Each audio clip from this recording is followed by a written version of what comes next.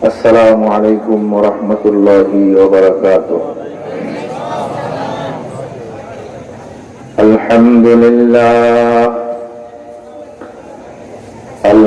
لله نحمده ونستعينه ونستغفره ونؤمن به ونتوكل عليه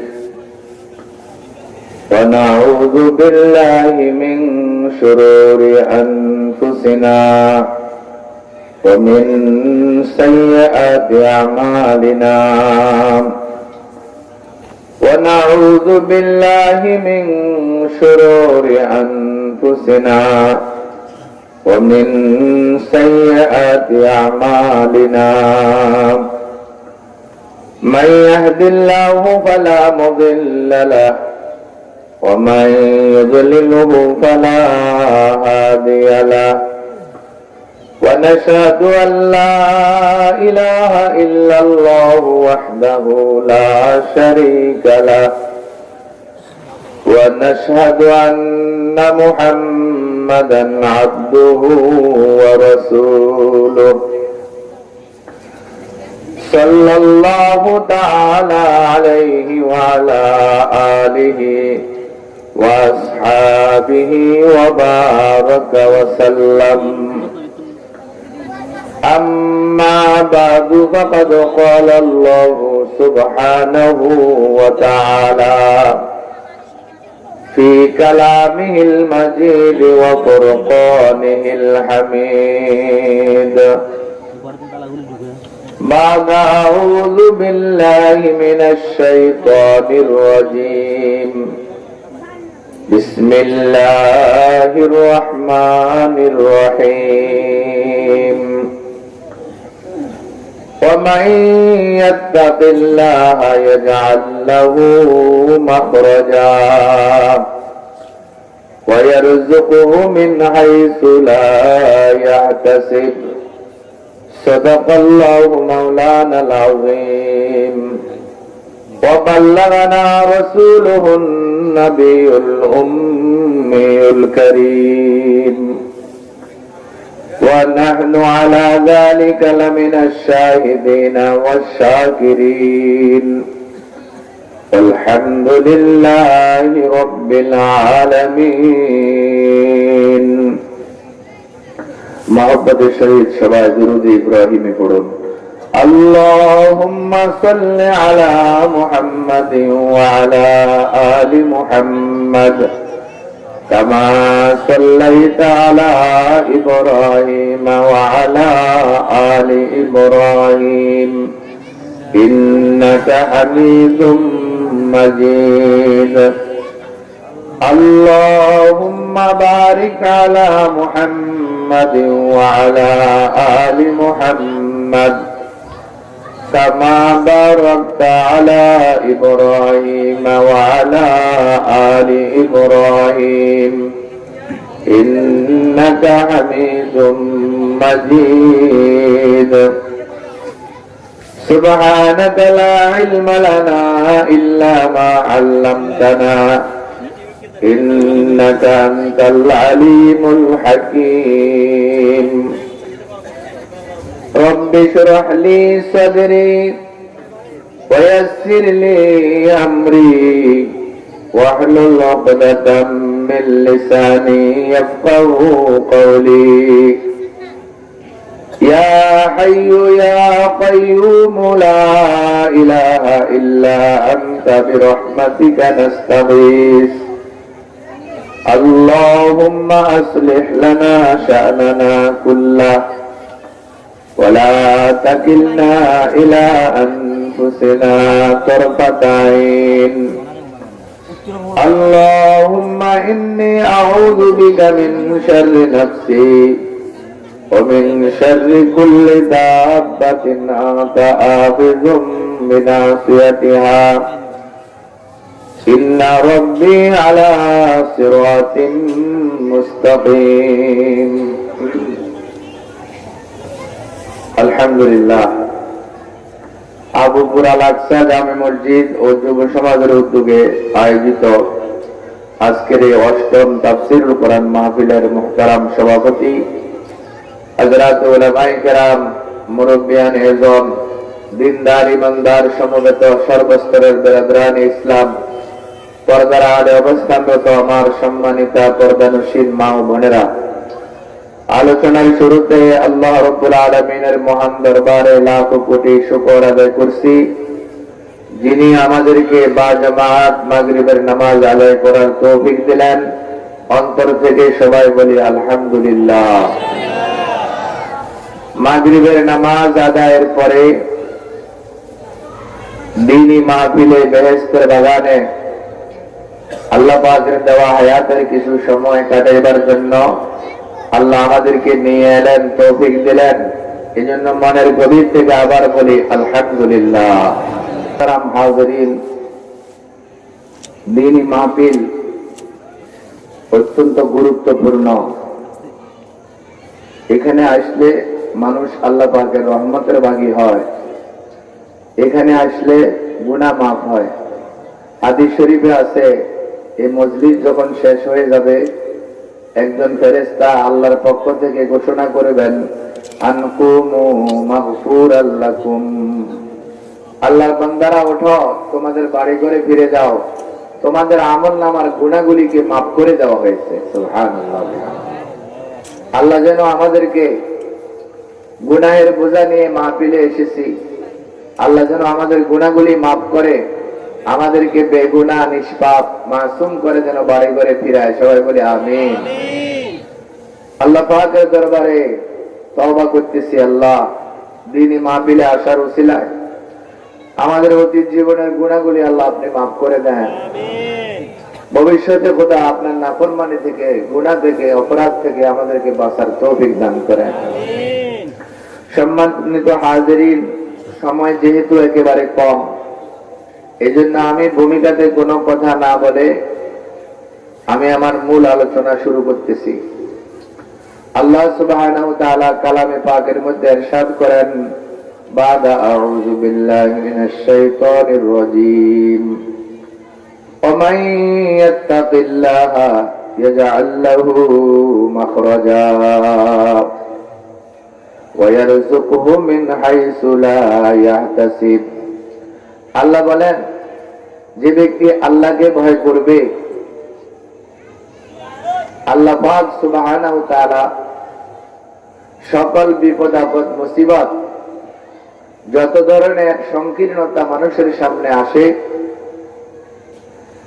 যত ধরনের ঘোর অন্ধকারে সে নিমজ্জিত হয়, ওই বিপদ আপদ থেকে পরিত্রাণের জন্য যে ব্যক্তি আল্লাহকে ভয় করে দুনিয়াতে চলবে, আল্লাহ সুবহানাহু ওয়া তাআলা তাকে ওই বিপদ আপদ মুসিবত থেকে বাঁচার জন্য, পরিত্রাণের জন্য আল্লাহ সুবহানাহু ওয়া তাআলা যেখানে রাস্তা নাই এমন জায়গাতে আল্লাহ তার জন্য রাস্তার ব্যবস্থা করে দিবেন। সুবহানাল্লাহ। ওয়া ইয়ারযুকুহু মিন হাইসু লা ইয়াহতাসিব। এবং যে ব্যক্তি আল্লাহকে ভয় করবে, আল্লাহ সুবহানাহু ওয়া তাআলা তাকে ধারণার বাইরে রিজিক দান করবেন। আল্লাহকে যে ভয় করবে, দুইটা লাভ হবে। কে বলেছেন? আল্লাহ বলেছেন, ওয়া মান ইয়াত্তাকিল্লাহা ইয়াজআল লাহু মাখরাজা। যে আল্লাহকে ভয় করবে, আল্লাহ সুবহানাহু ওয়া তাআলা তার জন্য সকল বিপদ আপদে, সকল মুসিবতের সময় বাঁচার জন্য আল্লাহ পাক রাস্তা খুলে দিবেন। ওয়া ইয়ারযুকুহু মিন হাইসু লা ইয়াহতাসিব। সারা দুনিয়ার মানুষ রিজিকের জন্য পেরেশান, রিজিকের টেনশনে ঘুম হারাম। আল্লাহ বলেন, আমার বান্দা আমাকে ভয় করো, তোমাকে তোমার ঘরে বসাইয়া তোমার কল্পনার বাইরে আমি তোমাকে রিজিক দান করব।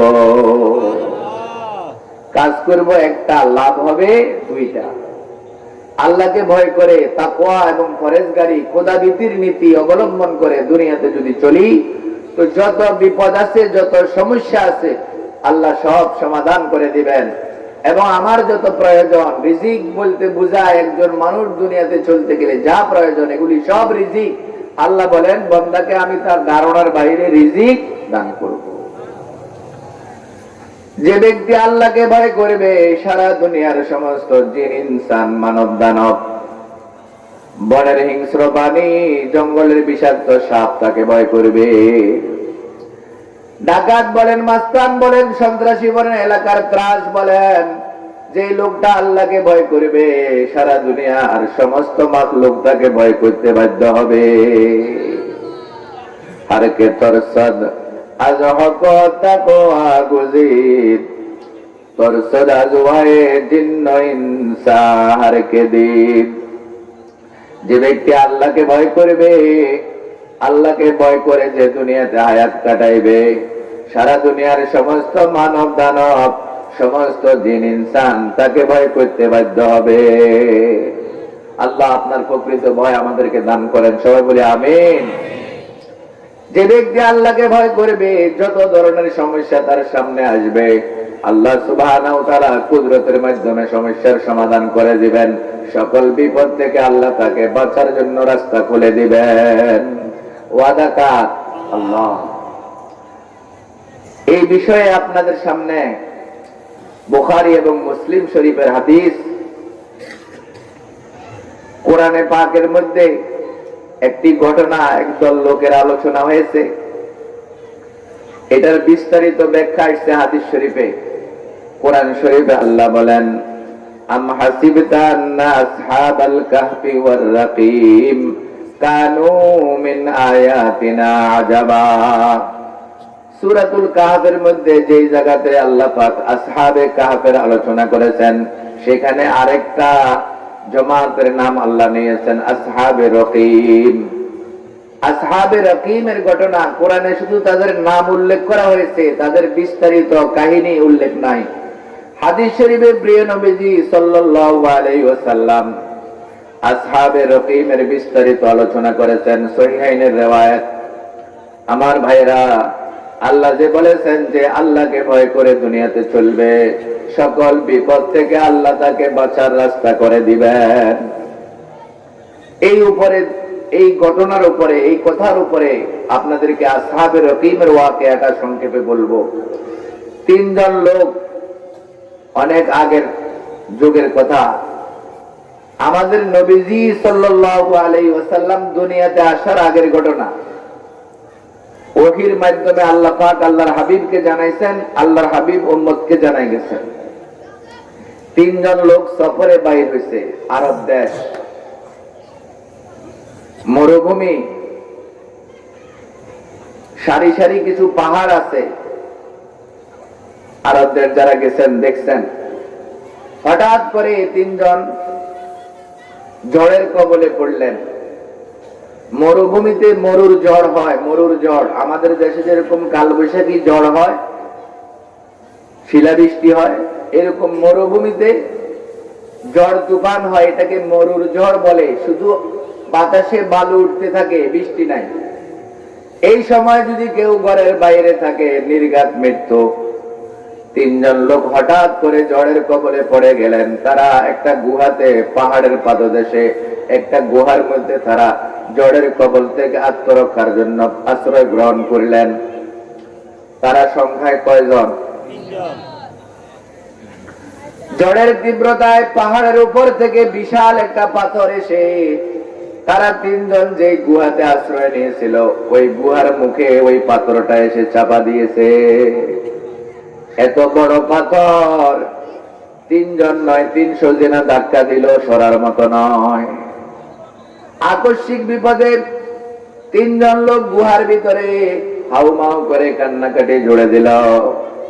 আর এই গুহাতে বুঝি আমাদের কবর রচনা হবে, এখানে বুঝি ছটফট করতে করতে জীবনের শেষ নিঃশ্বাস ত্যাগ করতে হবে। আমাদের অবস্থান সম্পর্কে দুনিয়ার কোনো মানুষ জানে না, যে উদ্ধার তৎপরতা চালাবে। এখানে বুঝি আমাদেরকে মৃত্যুবরণ করতে হবে। হাউমাউ করে তারা কান্নাকাটি শুরু করতেছে। এর মধ্যে তিনজনের মধ্যে যিনি আমির ছিলেন, যিনি দলনেতা ছিলেন, তিনি বাকি দুইজনকে ডেকে বললেন, ভাই একটু সবর করো, ধৈর্য ধরো, বিপদে অস্থির হতে নাই, একটু সবর করো, দেখি কি হয়। দলনেতা বলল, আমার ভাইয়েরা, আমাদের অবস্থান সম্পর্কে দুনিয়ার কোনো মানুষ জানে না, আমাদেরকে মুক্ত করার জন্য চেষ্টা করার কোনো সুযোগ নাই। এজন্য আসো আমরা আল্লাহ পাকের কাছে দোয়া করি, তিনি ছাড়া আজকের এই বিপদ থেকে আমাদেরকে মুক্ত করার আর কেহ নাই।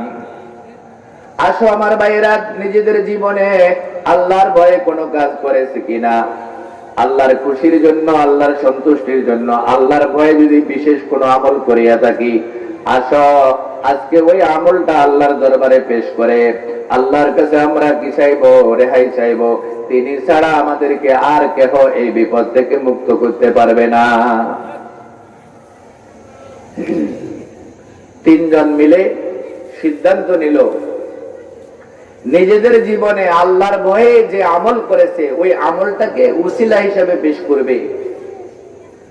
সিদ্ধান্ত হলো, একজন বলতেছে, ভাই আমার জীবনে উল্লেখযোগ্য কোনো নেক আমল নাই, একটা আমল আমি করেছিলাম আল্লাহর ভয়ে, আমি আজকে উসিলা হিসাবে ওই আমলটা পেশ করতে পারি। আমার গুয়ার সাথী ভাইরা, আমি ছিলাম মরুভূমির রাখাল, ছাগল বেড়া দুম্বা এগুলি নিয়ে মরুভূমিতে চলে যাইতাম। সন্ধ্যাবেলায় আমি আমার এই পশুগুলিকে নিয়ে যখন বাড়িতে ফিরতাম, দুধের বকরিগুলি দহন করে, যে বকরিগুলির দুধ আছে এগুলির দুধ দহন করে প্রথমে আমি দুধগুলি গরম করে আমার বৃদ্ধ পিতা মাতাকে পান করাইতাম।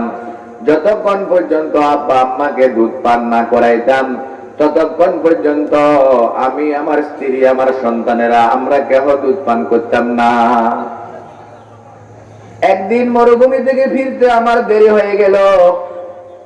দুধ দহন করে, দুধগুলি গরম করে মা বাপের শিয়রে গিয়ে দেখি ওনারা ঘুমিয়ে পড়ছেন। এখন জাগ্রত করলে আব্বা আম্মার কষ্ট হবে। সেদিনের জন্য আমি, আমার স্ত্রী এবং বাচ্চারা আমরা দুধ পান করা ব্যতীত রাত্রি যাপন করেছি। একদিনের জন্য সারা জীবনের নিয়ম আমি ভঙ্গ করি নাই। আমি নিজেও দুধ পান করি নাই, আমার স্ত্রীও পান করে নাই, বাচ্চাদেরকেও বাহানা দিয়ে ঘুম পাড়িয়ে দিয়েছি, দুধ পান করে নাই। গুহার মধ্যে থেকে প্রথম ব্যক্তি বলতেছে, আল্লাহ মা বাপের প্রতি এই অগাধ ভক্তি শ্রদ্ধা তোমার ভয়ে করেছিলাম তোমাকে সন্তুষ্ট করার জন্য।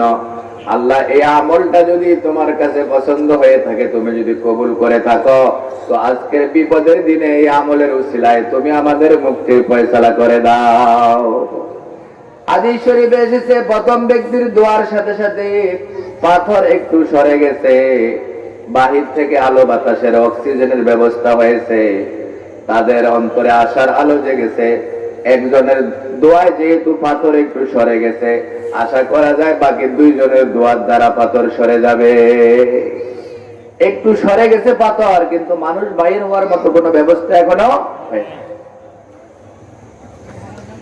এখানে একটা মাসআলা, মা বাপকে খাওয়াইবার আগে, পান করাইবার আগে নিজেরা খাওয়া পান করা এটা কোনো নাজায়েজ নয়, এটা কোনো নিষেধ, এটা শরীয়তের বিধান নয়, আল্লাহর হুকুম নয়। কিন্তু মা বাপের প্রতি বেশি ভক্তি শ্রদ্ধার কারণে এই লোকটা নিজে এটা তার নিয়ম বানাই নিছেন। আব্বা মসজিদে গেছেন, এশার নামাজের পরে তালিম হবে, উনি ফিরতে দেরি হবে, আমার ছোট মাসুম বাচ্চা গিয়ে না খাওয়াই ঘুম বানাবো নাকি আমি? তাহলে বোঝা গেল এটা কি ছিল না, শরীয়তের বিধান ছিল না, এটা ছিল তার ব্যক্তিগত আবেগ। এই ব্যক্তিগত আবেগকে আল্লাহ কত পছন্দ করলেন, এই তার দোয়ার সাথে সাথে পাথর একটু সরে গেল। সুবহানাল্লাহ।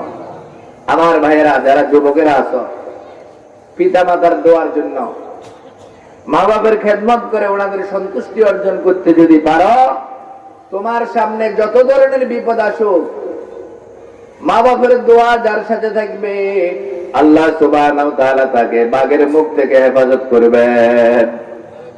সন্ত্রাসী তাকে মারার জন্য গুলি তাক করেছে, মা বাপের দোয়া থাকলে এই গুলি লক্ষ্যভ্রষ্ট হবে, এই গুলি মিস যাবে, তোমার গায়ে পড়বে না, যদি পিতা মাতার দোয়া তোমার সাথে থাকে।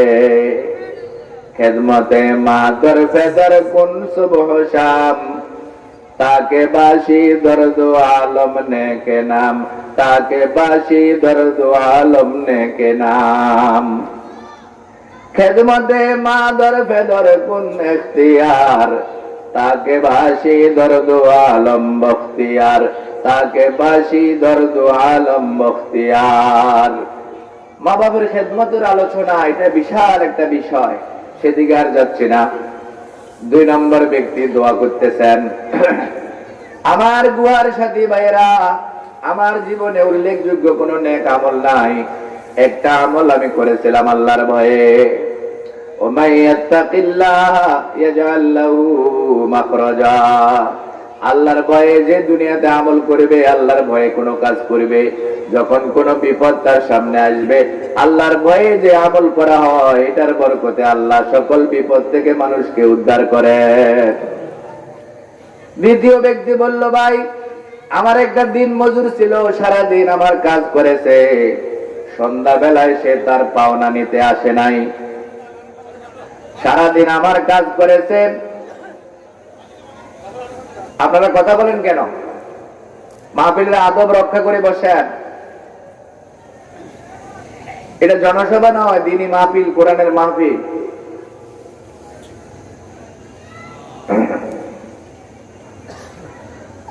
দুই নম্বর ব্যক্তি বলল, আমার দিন মজুর সারাদিন কাজ করেছে, সন্ধ্যায় তার বেতন নিতে আসে নাই। একদিন, দুই দিন, তিন দিন আমি অপেক্ষা করলাম না, লোকটা আসে না। পরে তার একদিনের পাওনা, একদিনের পরিশ্রমিক আমি আমার সম্পদ থেকে পৃথক করেছি। একদিনে তার যে মজুরি, যে বেতন, এটাকে আমি আলাদা করলাম। আলাদা করার পরে ওই টাকাটা দিয়ে আমি ব্যবসা পরিচালনা করতে লাগলাম। আমি নিজেও ব্যবসায়ী মানুষ ছিলাম, এই টাকাটা ব্যবসায় খাটাইতে লাগলাম। তার জন্য আলাদাভাবে আমি হিসাব রাখতেছি।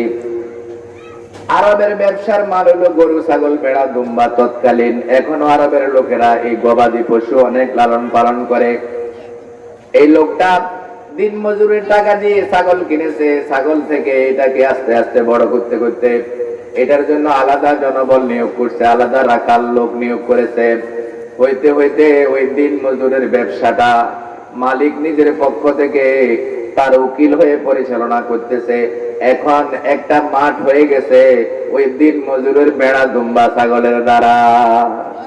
একটা মাঠ। দীর্ঘদিন পরে ওই দিন মজুর মালিকের কাছে এসে জিজ্ঞাসা বলল, ভাই আমি একজন বিদেশি মানুষ, অনেক দিন আগের কথা, আপনার স্মরণ থাকতেও পারে, নাও থাকতে পারে। আমি একদিন আপনার কাজ করেছিলাম, আমার পরিশ্রমিক নেই নাই, আমি আমার দেশে চলে গিয়েছিলাম, আপনার পরিশ্রমিকটা আমি নিতে পারি নাই। যদি স্মরণ থাকে আমার একদিনের পরিশ্রমিক দিয়ে দেন, আর স্মরণ না থাকলে আমি বিপদগ্রস্ত মানুষ, মানবিক কারণে হলো আমাকে কিছু সাহায্য করেন। তিনি বলেন, আমি মুস্কি হাসি দিয়ে বললাম, ভাই তুমি তো বড্ড দেরি করে ফেলেছ, আজকে দীর্ঘদিন আমি তোমার অপেক্ষায় আছি। ওই যে দেখতেছো মাঠের মধ্যে ভেড়া, দুম্বা, ছাগলগুলি চড়তেছে, এগুলি সব তোমার, যাও এগুলির মালিকানা গ্রহণ করো। লোকটা বলল, ভাই আমি বিপদগ্রস্ত মানুষ, আবার বিনদেশি মুসাফির, আপনার কাজ করেছি, বলেছি স্মরণ থাকলে একদিনের পাওনা দিয়ে দেন, স্মরণ না থাকলে মানবিক সাহায্য করেন। আপনি আমার সাথে উপহাস কেন করতেছেন, ঠাট্টা বিদ্রুপ কেন করতেছেন? আমি তো আপনার কাছে এত সম্পদ চাই নাই। তখন আমি বললাম, না খোদার বান্দা, উপহাস নয়, ঠাট্টা মস্কারি নয়, বাস্তবে এগুলি তোমার। আমি তোমার একদিনের টাকাটা, আমি ব্যবসায়ী মানুষ, ব্যবসায় খাটাইয়া তোমার পক্ষ থেকে উকিল হয়ে ব্যবসা করেছি, এগুলি সব তোমার, যাও এগুলির মালিকানা গ্রহণ করো। গুহার মধ্যে থেকে বলতেছে, ও আল্লাহ, আমার সেই দিন মজুরের টাকাগুলি, সম্পদগুলি ইচ্ছা করলে আমি আত্মসাৎ করতে পারতাম, আমি আর তুমি ছাড়া দুনিয়ার কেহ জানে না। তাকে যদি একদিনের পরিশ্রমিক দিয়ে দিতাম, তাইলেও তো সে খুশি হয়ে যেত। খোদা তোমার ভয়ে ওই গরিব দিন মজুরের এই টাকা পয়সাগুলি সহ তার গরু, ছাগল, ভেড়া, দুম্বা গুলি আমি আত্মসাৎ করি নাই। আল্লাহ, এই কাজটা যদি তোমার ভয়ে করে থাকি, আজকের বিপদের দিনে তুমি আমার মুক্তির ফয়সালা করে দাও। বুখারী মুসলিমের হাদিস। দ্বিতীয় জনের দোয়ার পরে পাথর আরেকটু সরে গেছে, কিন্তু এখনো মানুষ বাইর হওয়ার মতো কোনো ব্যবস্থা। এদেশের অনেক শিল্পপতি, কোটিপতি, টাকা আল্লাহ আছে, তারা শ্রমিকের টাকা মারি বড় লোক হয়, ঠিক কিনা বলেন? আল্লাহর হাবিব বলেছেন, উরতুল আজিরা আজরাহু কাবলা ইয়াজুফা ইরকুহু। তুমি যাকে বদলা নিবে, শ্রমিকের গায়ের ঘাম শুকাইবার আগে তার পরিশ্রমিক দিয়ে দাও। আমাদের মানুষেরা দিন মজুরের টাকা মেরে খায়, দিন মজুরকে কাজে খাটায়, টাকা দেয় না। আমার ভাইয়েরা খবরদার, দিন মজুরের টাকা আল্লাহ আপনাকে মালিক বানাইছেন, তাকে শ্রমিক বানাইছেন। ইচ্ছা করলে আল্লাহ বিষয়টা উল্টাও করতে পারতেন, ঠিক কিনা বলেন? এজন্য শুকর আদায় করতে হবে। শ্রমিকের গায়ের ঘাম শুকাইবার আগে তার পারিশ্রমিক দিয়ে দিতে হবে। অনেক মানুষেরা কাম করায়, পকেটে টাকা আছে, তারপরেও শ্রমিকের ঘুরায়, আছে কিনা বলেন? قال رسول الله صلى الله عليه وسلم مثل الغني ظلم مثل الغني ظلم। যে ব্যক্তির পকেটে টাকা আছে সে যদি দিচ্ছি করে, ঘুরায়, টালমটাল করে, এটা বড় জুলুম, এটা অত্যাচার। সারাদিন কাজ করছে, বাজারে দেখা করিস, ওই কৈখালি বাস স্টেশনে আস, মেয়ে গেছে বড় লোক, চা দোকানে বসেছে, বাজারে ঘুরে তার সামনে দিয়ে হাঁটে, সাহস করি এদেশের বড় লোক। আবার আজকে বেশি বিরক্তি করলে আর তো কাজে লইতো না। আশেপাশে হাঁটে কিন্তু বলে না যে আমার টাকাগুলি দেন, হয়তো চাল কিনতে হবে, অথবা বাচ্চা অসুস্থ, ওষুধ কিনতে হবে। এরকম আছে কি নাই? একটু পরে পিছনের দিকে তাকায় দেখেছে নামদারিকে কিরে জামাইলারি রে, ওরে টাকা তো লাগাজন গেড়ি ধরিয়ে না নিবি, এ তোর করে ইয়ালাই কাজ করাই না, ধর লই যা, লাগাজন বিজ্ঞা যায় এতরে, নাকি সারাদিন খাটাইছে। এটার নাম জুলুম। এটার নাম কি? মাতালুল গনি জুলমুন। আল্লাহর হাবিব বলেছেন, আয-যুলমু যুলুমাতুন ইয়াউমাল কিয়ামা। এই মানের জুলুম যারা করবে, পরকালে তারা ভীষণ অন্ধকারে নিমজ্জিত হবে। 3 নম্বর ব্যক্তি দোয়া করতেছেন, কথা মনে আসেনি আপনাদের? আমার গুয়ার সাথী ভাইয়েরা, আমার জীবনে তেমন কোন নেক আমল নাই। একটা আমল করেছিলাম আমি আল্লাহর ভয়ে। আমার এক চাচাতো বোন ছিল পরমা সুন্দরী রূপসী। ওই চাচাতো বোনের প্রতি আমার কুদৃষ্টি পড়েছে। আমি তাকে কুপ্রস্তাব দিয়েছিলাম। আমার চাচাতো বোন ছিল সতী সাধ্বী, চরিত্রবান। আমার চাচাতো বোন ডাইরেক্ট আমাকে নিষেধ করলে কোনো ক্ষতির আশঙ্কায় সে বাহানা হিসাবে মোটা অঙ্কের একটা টাকা দাবি করছে, বলে যে এই পরিমাণ টাকা যদি দিতে পারো তোমার প্রস্তাব বিবেচনা করা হবে। দীর্ঘদিন পরে আমি ওই পরিমাণ টাকা সংগ্রহ করে চাচাতো বোনকে বললাম, তুমি যে পরিমাণ টাকা চেয়েছ জোগাড় হয়েছে। চাচাতো বোন বিভাগে পড়ে গেল। আমার সাথে যেহেতু আগে তার চুক্তি অনুযায়ী টাকা গ্রহণ করে একটা নির্জন কক্ষে আমরা একত্রিত হয়েছি। হাদিস শরীফের ঘটনা, গ্রামে গঞ্জের মাহফিল, কোন ভাই এটাকে অন্যদিকে ব্যাখ্যা করবেন না। আল্লাহর হাবিব বলেন, ওই 3 নম্বর ব্যক্তি তার চাচাতো বোনকে নিয়ে একটা নির্জন কক্ষে, অন্ধকার প্রকোষ্ঠে একত্রিত হয়েছে জিনা ব্যভিচার করার জন্য, খোদার নাফরমানি করার জন্য, নিজের বাপ দাদার মুখে চুনকালি লাগাইবার জন্য, বংশের মুখে চুনকালি লাগাইবার জন্য চাচাতো বোনকে নিয়ে একটা অন্ধকার নির্জন কক্ষে তারা একত্রিত হয়েছে। গুনাহ করতে, খোদার নাফরমানি, জিনা ব্যভিচারে লিপ্ত হইতে কোনো বাধা নাই। এই সময় হঠাৎ করে আমার চাচাতো বোন একটা করুণ আর্তনাদ করে উঠলো। সে বলে উঠলো, ইয়া আব্দাল্লাহ ইত্তাকুল্লাহ, ও আল্লাহর বান্দা, আল্লাহকে ভয় কর, আল্লাহকে ভয় কর। আমার অসহায়ত্বের সুযোগে তুই ইচ্ছা করলে অপকর্ম থেকে বেঁচে থাকতে পারস। ইয়া আব্দাল্লাহ ইত্তাকুল্লাহ, ও আল্লাহর বান্দা, আল্লাহকে ভয় কর। আমার গুহার সাথী ভাইয়েরা, চাচাতো বোনের মুখ থেকে যখন ইয়া আব্দাল্লাহ ইত্তাকুল্লাহ, ও আল্লাহর বান্দা, আল্লাহকে ভয় কর, তো ইত্তাকুল্লাহ শব্দটা আমার কলিজার মধ্যে এমন জোরে আঘাত করেছে, আমি সাথে সাথে আল্লাহর ভয়ে ওই কক্ষ থেকে বাইর হয়ে গেছি। সেদিনের মতো চাচাতো বোনের ইজ্জত রক্ষা পেয়েছে। আমি ওই কুকর্মের জন্য আর কোনোদিন চাচাতো বোনের দুয়ারে যাই নাই। ও আমার আল্লাহ, বহুদিনের কাঙ্ক্ষিত শিকারকে হাতের নাগালে পেয়ে ইচ্ছা করলে আমি কুকর্ম করতে পারতাম। খোদা, শুধু তোমার ভয়ের শব্দ ইত্তাকুল্লাহ এই ধ্বনি শোনার কারণে ওই গুনাহ থেকে আমি সেদিন বিরত রয়েছি। আল্লাহ, এই আমল যদি তোমার ভয়ে করে থাকি, আজকের এই মুসিবত থেকে তুমি আমাদেরকে বাঁচার ব্যবস্থা করে দাও। তৃতীয় ব্যক্তির দোয়া শেষ হওয়ার সাথে সাথে ওই বিশাল পাথর অনেক দূরে ছিটকাইয়া পড়েছে। যে পাথর 3 জন নয় 300 জনে ধাক্কা দিল সরার মতো ছিল না।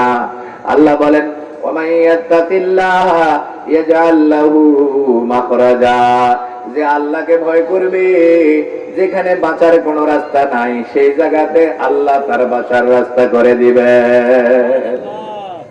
এই 3 জন ব্যক্তি সেখান থেকে মুক্তির কোনো কি আশা ছিল? নাজাত কে দিল? আমার ভাইয়েরা, প্রত্যেকের জীবনে এমন কিছু আমল, গোপনীয় আমল থাকা দরকার, যে আমলগুলি জীবনের কোনো না কোনো সময়ে বিপদে আপদে আল্লাহর দরবারে উসিলা হিসেবে পেশ করা যায়। এমন কিছু আমল সকলের জীবনে থাকা দরকার। আল্লাহ বলেন ওয়ামাই ইয়াত্তাকিল্লাহ ইয়াজআল লাহু মাখরাজা, যে ব্যক্তি আল্লাহকে ভয় করবে আল্লাহ সুবহানাহু ওয়া তাআলা সকল বিপদ আপদ থেকে তাকে মুক্তি দান করবেন। সেই খোদা কি এখনো আছে? আগের তো মনে হয় বুড়ো হয়ে গেছে। কন্যা নাউজুবিল্লাহ। আমার ভাইয়েরা, বিপদে আপদে সাহায্য চাইতে হবে কার? আমরা 5 ওয়াক্ত নামাজে প্রতিদিন আল্লাহর সাথে ওয়াদা করি ইয়াকা নাবুদু ওয়া ইয়াকা নাস্তাইন, আল্লাহ আমরা শুধু আপনার ইবাদত করি, কেবল আপনার কাছেই আমরা সাহায্য চাই। সাহায্য চাই কার কাছে? আমার ভাইয়েরা, আল্লাহ সুবহানাহু ওয়া তাআলা বলেন ওয়ামাই ইয়াত্তাকিল্লাহ ইয়াজআল লাহু মাখরাজা, যে ব্যক্তি আল্লাহকে ভয় করবে সকল বিপদ আপদ সংকীর্ণতার সময় আল্লাহ তার জন্য রাস্তার ব্যবস্থা করে দিবেন। এই হলো একটা। 2 নম্বর, মিন হাইসু লা ইয়াহতাসিব, যে ব্যক্তি আল্লাহকে ভয় করবে, আল্লাহকে ভয় করে হারাম থেকে বাঁচি থাকবে, আল্লাহ সুবহানাহু ওয়া তাআলা তাকে হালাল ভাবে কল্পনার বাইরে, ধারণার বাইরে রিজিক দান করবেন। কার ওয়াদা?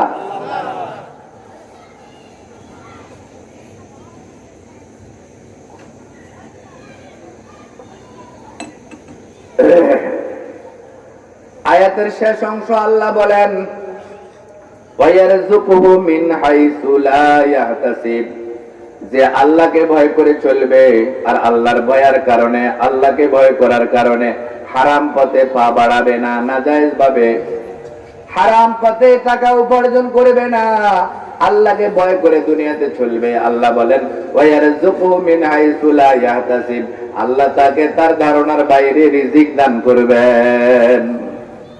এই ঘটনার উপরে, এই কথার উপরে আপনাদেরকে একটা ঘটনা শোনাই, সত্য ঘটনা এবং বাস্তব ঘটনা। ইমাম বুখারী রাহমাতুল্লাহ আলাইহির উস্তাদ ছিলেন আমিরুল মুমিনিন ফিল হাদিস হযরত আব্দুল্লাহ ইবনে মুবারক রাহমাতুল্লাহি আলাইহি। ইমাম বুখারীর উস্তাদ। কার উস্তাদ? আমাদের ইমাম, ইমাম আবু হানিফার ছাত্র, ইমাম বুখারীর উস্তাদ। এই কথার দ্বারা কি বুঝলেন? ইমাম বুখারী ইমাম আবু হানিফার ছাত্রের ছাত্র। কথা বুঝেননি? কথা আপনারা বুঝছেন? ইমাম বুখারীর উস্তাদ, ইমাম আবু হানিফার শাগরিদ, আমিরুল মুমিনিন ফিল হাদিস হযরত আব্দুল্লাহ ইবনে মুবারক। ওনার নাম হলো আব্দুল্লাহ, বাপের নাম মুবারক। ওনার নাম কি? আব্দুল্লাহ। ওনার বাপের নাম মুবারক।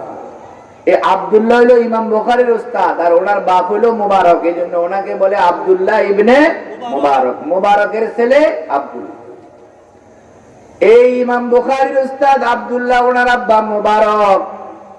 এই মুবারক একজন বড় লোকের ফল বাগানে চাকরি করত, বাগানের মালি ছিল, বাগানের আগাছা দূর করত, বাগানে পানি সেচ করত, বাগানকে পাহারা দিয়ে রাখত। হালাল পেশার মধ্যে কোনো লজ্জা আসেনি? উনি বাগানের মালি আর ওনার ছেলে ইমাম বুখারীর উস্তাদ। সুবহানাল্লাহ।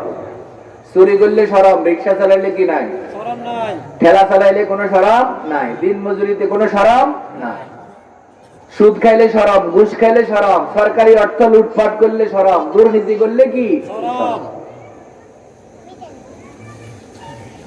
আব্দুল্লাহ ইবনে মুবারকের আব্বা মুবারক বড় লোকের বাগানে চাকরি করেন, সময় একেবারে কম। ঘটনা আমি যত সংক্ষেপে পারি আপনাদের কাছে বলতেছি।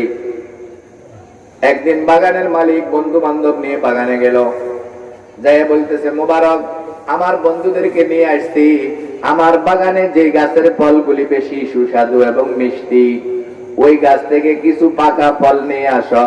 বন্ধুদের কাছে সবসময় বাগানের ফলের গল্প করি, আজকে বন্ধুদেরকে ফল খাওয়াবো। মোবারক এক গাছ থেকে কিছু রসালু কিছু পাকা ফল নিয়ে আসলো। বন্ধুদেরকে দেওয়ার আগে মালিক একটা ফল মুখে দিল, মুখে দিয়ে দেখলো যে টক। বলতেছে, মোবারক আমার বাগানে করো সুস্বাদু ফল, কত সুমিষ্ট ফল আমার বাগানে, বন্ধুদের সামনে আমাকে লজ্জা দিতেছ। তোমাকে বললাম যে গাছের ফল বেশি মিষ্টি বেশি সুস্বাদু, ওই গাছ থেকে পাকা ফল নিয়ে আসো, এগুলি কি আনছো তুমি? মোবারক আরেক গাছ থেকে চিন্তা ফিকির করে কিছু পাকা ফল থোকা সহ নিয়ে আসলো। বাগানের মালিক এবারও বন্ধুদেরকে দেওয়ার আগে নিজে একটা মুখে দিয়ে দেখে এগুলিও টক, বিষাদ, স্বাদ নাই, সুস্বাদু নয়। মেজাজ খারাপ হয়ে গেল। মোবারককে ধমক দিয়ে বলল, আশ্চর্য যুবক, তুমি কত বছর থেকে আছো এখানে? বলে, যা পনা আমি তো 10 বছর থেকে আছি আপনার বাগানে। কোন গাছের ফল মিষ্টি কোন গাছের ফল টক তুমি কি জানো না? বলে, মাফ করবেন জনাব, এটা আমার দায়িত্বের মধ্যে পড়ে না। আমার দায়িত্ব হলো বাগানের আগাছা দূর করা, অতিরিক্ত ডালপালাগুলি কেটে রাখা, বাগানের পানি সেচ করা, বাগানকে পাহারা দিয়ে রাখা, ফলগুলি পাকলে এগুলি পেড়ে আপনার বাড়িতে পৌঁছায় দেওয়া, এটা আমার দায়িত্ব। কোন গাছের ফল টক কোন গাছের ফল মিষ্টি এটা আমার দায়িত্বে পড়ে না। জাহাপনা 10 বছর আপনার বাগানে আসি বটে, এই 10 বছরের ভিতরে আমি মোবারক আপনার বাগানের একটা ফল কোনদিন মুখে দিয়ে দেখি নাই। এই জন্য কোন গাছের ফল মিষ্টি কোন গাছের ফল টক এই ধারণার জ্ঞান আমার না। 10 বছর বাগানে চাকরি করলো, একটা ফল কোনদিন মুখে দিল না, বাগানের মালিকের নির্দেশ নাই, এই জন্য একটা ফল মুখে দেয় নাই। আমার ভাইয়েরা, ওই মোবারকের ছেলে ইমাম বুখারীর উস্তাদ হবে না? কার ছেলে ইমাম বুখারীর উস্তাদ হবে? সৌদি আরব চাকরি করতে গেছে, আরবিরা সহজ সরল, এমিয়ারে ক্যাশে বইয়ে দিচ্ছে, হেতেরে হইর বানায় বাংলাদেশে চলে আসে, হেতেরে ফকির বানায় বাংলাদেশ। আছে কি নাই? আর মোবারক 10 বছর বাগানে চাকরি করলো, 10 বছর বাগানে চাকরি করলো, একটা ফল কোনোদিন মুখে দিয়ে দেখলো না। এখন মালিক তো তার উপর রাগ করবে দূরের কথা, নিজের উপরে তার ধিক্কার আসলো। হায় রে, আমরা মনে করেছি বাগানের মালিরা তো এইভাবে খায়, বাগানের শ্রমিকেরা নিজেরাই খায়, তারা খাইবার পরে মালিকের পৌঁছায়। কিন্তু এই মোবারক যে চরিত্রবান আমানতদার ব্যতিক্রম ধর্মী যুবক, এটা তো আমার জানা ছিল না। আরে এই জগতে এই মানের সততা এবং নিষ্ঠাবান ছেলে তো আরেকজন নাই। বাড়িতে চলে গেছে, বিবির কাছে যায়, বলতেছে, শুনছো তুমি এক ঘটনা? কয় কি? আমাদের বাগানে মোবারক নামে যে ছেলেটা থাকে এটা নাকি 10 বছর যাবত আছে, আজকে এই ঘটনা, বারবার সে টক ফল নিয়ে আসে। আমি ধমক দেওয়ার পরে বললো যে 10 বছরের ভিতরে কোনোদিন কোনো গাছের একটা ফল সে মুখে দিয়ে। তখন বিবি আফসোস করলো, হায় আমরা কেন বোকামি করলাম, আমরা কেন তাকে খাওয়ার অনুমতি দিলাম না। আমরা মনে করছি অন্য শ্রমিকরা অন্য কাজের লোকেরা যেভাবে খায় মোবারকও এইভাবে খাইবে, এই জন্য আমরা স্পষ্ট অনুমতি দেই নাই। মোবারক তো আরেক আধুনিক আরেক লোক, সে তো অন্য জগতের মানুষ, আমানতদার ছেলে, আমাদের তো এটা ভুল হয়েছে। অনেকদিন পরে বাগানের মালিক আরেকদিন বাগানে গেল। আজকে মালিকের চেহারার মধ্যে চিন্তার রেখা দেখা যাচ্ছে, মালিক যেন বিষণ্ণ, কি যেন টেনশন ওনার। মোবারক দৌড়ে এসে সালাম দিল, আসসালামু আলাইকুম রাহমাতুল্লাহ, জনাব আজকে আপনাকে বড় বিষণ্ণ মনে হচ্ছে, কোন বিষয়ে আপনি টেনশন ফিল করতেছেন মনে হয়। বলে যে, জি মোবারক, তুমি ঠিকই উপলব্ধি করতে পেরেছো, আমি একটু পেরেশান। বলে যে, জাহাপনা কি পেরেশানি আপনার? বাগানের মালিক বলল, আমার একটা মেয়ে বিয়ের উপযুক্ত হয়েছে, এটাই আমাদের একমাত্র মেয়ে, আর কোন সন্তানাদি নাই, একমাত্র মেয়ে।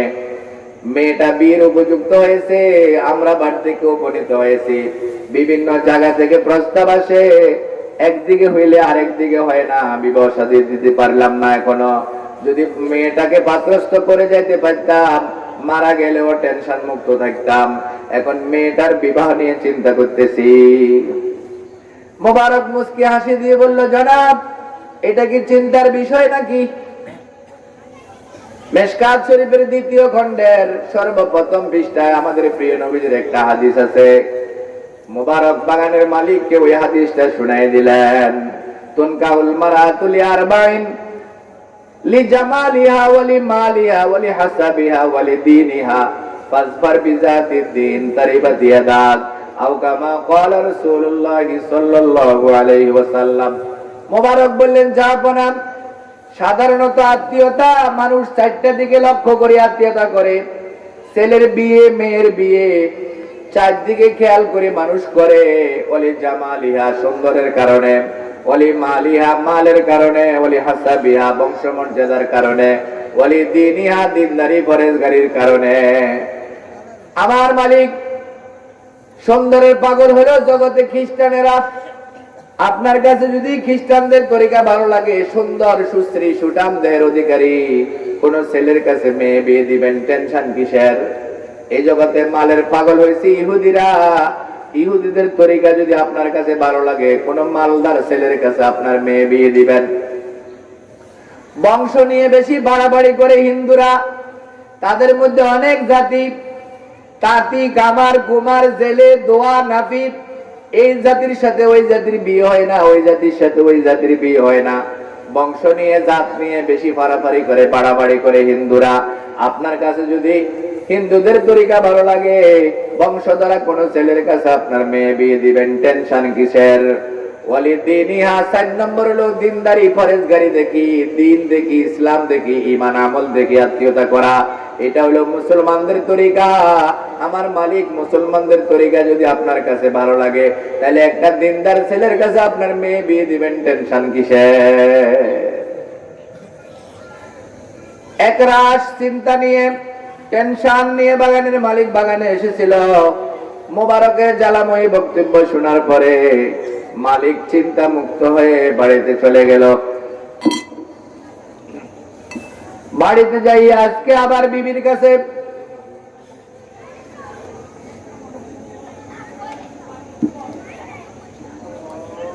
খোশ গল্প করার ফাঁকে বিবিকে বলল, আমার বিবি, আজকের ঘটনা তো আরো আশ্চর্য। আমাদের এখানে আগে ঘোষণা করা হয়েছে 7:15 আজান হবে, আমরা বসবো তো, একসাথে নামাজ হবে। অন্য এলাকায় যে সময় মতো ওনারা নামাজ পড়বেন, কথা চলতো। আরো 15 মিনিট সময় আছে। আমার ভাইরা, মোবারক জ্বালাময়ী বক্তব্য দিলেন যে আপনার কাছে ইহুদিদের ধর্ম ভালো লাগলে, ইহুদিদের তরিকা যদি ভালো লাগে, ইহুদিরা মালের পাগল, জগতে সবচাইতে মালের পাগল কোন জাতি? এখন ইহুদিদের তরিকা ভালো লাগলে মালদার পার্টির কাছে বিয়ে দেন। এখানে 4টা বিষয়, এগুলি সব পাওয়া গেলে আপত্তি নাই। আল্লাহর হাবিব বলেন, ফাসবার বিজাতিদ দ্বীন, তোমরা দিনকে প্রাধান্য দিবে। ছেলে এবং মেয়ে দিনদার কিনা এটা আগে দেখবে। ছেলে দিনদার, মেয়ে দিনদার হওয়ার পরে যদি সুন্দর হয়, সোনার সোহাগা আরো ভালো। যদি মালদার হয় আরো ভালো, যদি উচ্চ বংশের হয় আরো ভালো। কিন্তু সবার আগে প্রাধান্য দিতে হবে কাকে বলেন? দিনদারিকে। ব্যাখ্যা করার সময় নাই, এগুলির অনেক ব্যাখ্যা আছে। আমার ভাইয়েরা, বিবির কাছে যখন বাগানের মালিক এই খোঁজ গল্প করলো, তখন বিবি বলতেছে, মোবারক তো ঠিকই বলছে, আমরা মুসলমান হিসাবে দিনদার পরেশগার ছেলের সাথে আমাদের একমাত্র কন্যাকে বিয়ে দিতে হবে। আমরা যেহেতু মুসলমান, দিনকে আমরা প্রাধান্য দিতে হবে। এখন দুজন নীরব, স্বামীও আর কোনো কথা বলে না, স্ত্রীও আর কোনো কথা।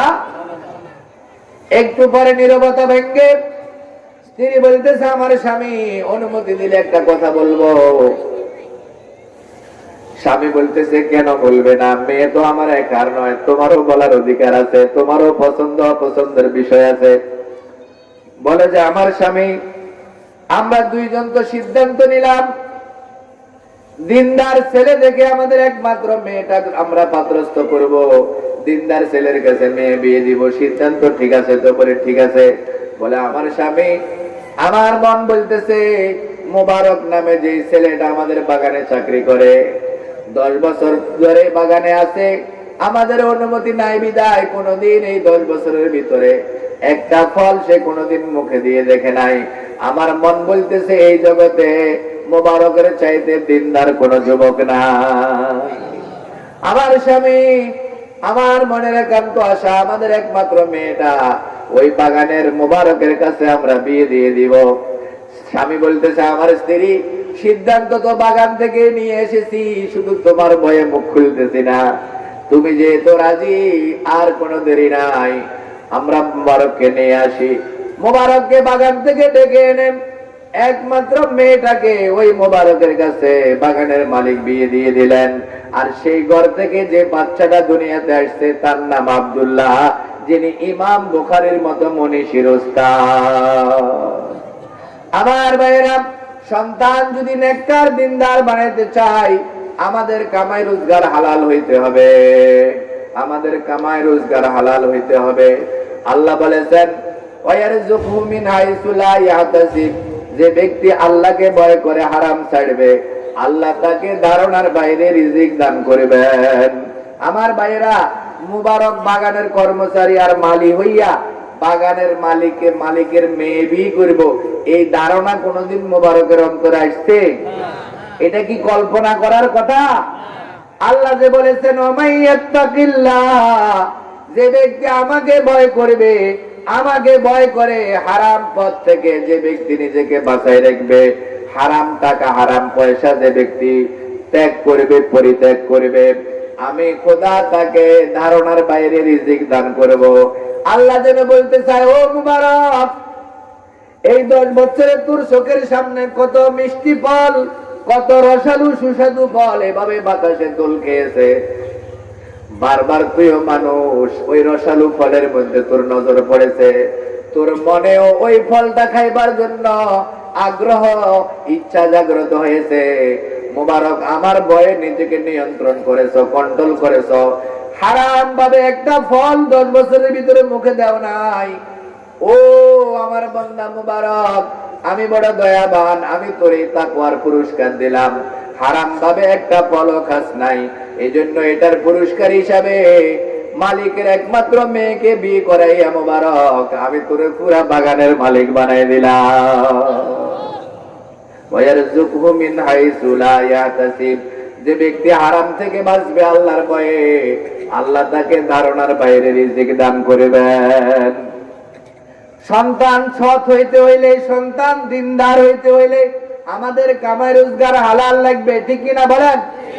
আর আল্লাহর উপরে ভরসা করে, তাওয়াক্কুল করে, ওয়ামান ইয়াতাওয়াক্কাল আলাল্লাহি ফাহুয়া হাসবুহু, যে আল্লাহর উপরে ভরসা করে আল্লাহই তার জন্য যথেষ্ট।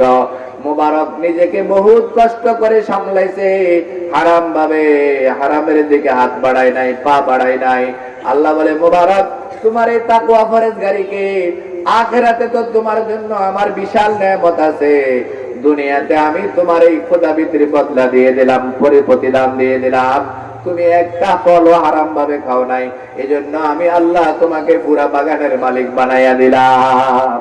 যেহেতু আর সন্তান নাই, হযরত খাদিজা রাদিয়াল্লাহু তাআলা আনহাকে বিয়ে করার পরে আল্লাহ কয়, ওয়াজাদাকা আইলান ফাগনা, আপনি দরিদ্র ছিলেন, আমি আপনাকে ধনী বানাই দিছি, মানে একজন ধনী মহিলার স্বামী বানাই দিছি, যে আপনি ধনী।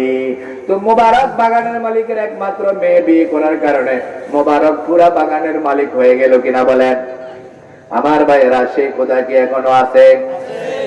আমরা শুধু একটু সাহস করি, এক বেলা, 2 বেলা, 3 বেলা যদি কোনো মানুষ পকেটে টাকা নাই, ঘরে ভাতের চাল নাই, খাবার নাই, 1 বেলা, 2 বেলা, 3 বেলা উপবাস রইল, দুনিয়ার কোনো মানুষকে জানতে দিল না, মনে মনে ইচ্ছা হারাম খাইবো না, প্রয়োজনে উপবাস থাকবো, আশা ব্যাংক থেকে লোন নেব না, গ্রামীণ ব্যাংকের বারান্দায় ঘুরবো না, কারিদাসের কাছে যাব না, সুদী মহাজনের সাথে লেনদেন করব না, প্রয়োজনে উপবাস থেকে মারা যাব।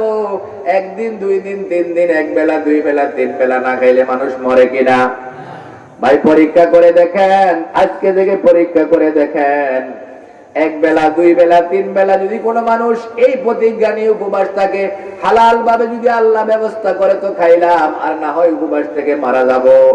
একটা মানুষ সাহস করে যদি 3 দিন অথবা 3 বেলা যদি উপবাস থাকে, হাদিস শরীফে আল্লাহর হাবিব বলেছেন, 3 বেলা উপবাস রয়েছে, দুনিয়ার কোনো মানুষকে জানতে দেয় নাই, আল্লাহ সুবহানাহু ওয়া তাআলা তার 1 বছরের হালাল রিজিক তার ঘরে পৌঁছাইয়া দিবে। আল্লাহর কথার উপরে বিশ্বাস হয়নি? মোবারক কোনদিন কল্পনা করেছিল বাগানের মালিকের মেয়ে বিয়ে করবো? এটা কিসের পুরস্কার বলেন? তাকওয়ার পুরস্কার। আমার ভাইরা, সুদের লেনদেনে যাবেন না, ঘুষের লেনদেনে যাবেন না, লোন এবং কিস্তির পিছনে ঘুরবেন না, গ্রামীণ ব্যাংক থেকে লোন নেবেন না, আশা থেকে, কারিতাস থেকে নেবেন না। আল্লাহর ভয় করে সুদ থেকে আপনি পরিহার করে চলেন, সুদ থেকে বাঁচিয়ে থাকেন। আল্লাহ পাকের ওয়াদা, যে ব্যক্তি আমার ভয়ে সুদ থেকে বাঁচবে, আমি খোদা তাকে ধারণার বাইরে রিজিক দান করব। আল্লাহর ওয়াদার মধ্যে কোনো সন্দেহ আছে কিনা? ওয়ামান আসদাকু মিনাল্লাহি হাদিসা ওয়ামান আসদাকু মিনাল্লাহি কিলা। আল্লাহর চাইতে বড় সত্যবাদী কে আছে? আল্লাহর চাইতে বড় সত্যবাদী কে আছে? মানে আর কেউ নাই। আল্লাহর ওয়াদা সত্য। আল্লাহ বলেছেন, আমার বান্দা আমার ভয়ে যদি হারাম ছাড়ে, আমি হালাল ভাবে তার রিজিকের ব্যবস্থা করে দিব, তার কল্পনা এবং ধারণার বাইরে। আমার ভাইরা, ঘুষের পথে যাবেন না, সুদের পথে যাবেন না, হারাম উপার্জনের পিছনে যাবেন না, মাপে কম দেওয়া, খাদ্যে ভেজাল দেওয়া, এইভাবে যত ধরনের হারাম তরিকা আছে, এই হারাম পথ থেকে আপনারা বেঁচে থাকবেন। আমার ভাইয়েরা, অনেকে বলে এই জগতে এখন সুদ থেকে বাঁচা সম্ভব কিনা? বলেন নাউজুবিল্লাহ। এই জগতে এখনো আলহামদুলিল্লাহ আল্লাহর অনেক বান্দা আছে জীবনে সুদী ব্যাংকে একটা অ্যাকাউন্টও করে নাই। এমন হাজার বান্দা এখনো খোদার দুনিয়াতে আছে। আছে কি নাই? যারা বাঁচতে চায় আল্লাহ তাদেরকে বাঁচায়। যে বলে যে বাঁচার উপায় নাই, সে হারাম ছাড়া তার উপায় হবে না। আমার ভাইয়েরা, হারামে আরাম নাই। হারামে কি নাই?